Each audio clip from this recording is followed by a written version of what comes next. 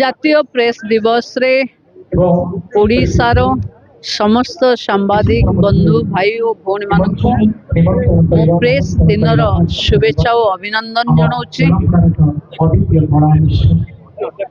ବିଭିନ୍ନ ପରିସ୍ଥିତିରେ कठिन परिश्रम करी जो माने सत्य निर्भीक खबर एवं सचेतनता लोकों पाखे पहुँचाउचंती सेमानंकु प्रभु जगन्नाथ आहुरी आशीर्वाद करंतु तांको कलम आहुरी शाणित हो समाजर परिवर्तन एवं विकसित ओडिशा एवं विकसित भारत रो वार्तावह से माने होंतु या ही मोर कामना।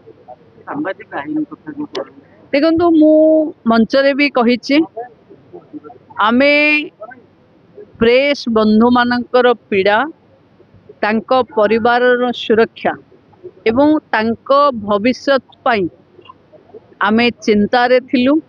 एबे बहुत जल्दी आम सरकार आपरे निष्पत्ति नब और ये समय माने लोकंक सरकार समय सांबादिक बंधु मानक पाई एक स्वर्णिम अध्याय हे रहिबो।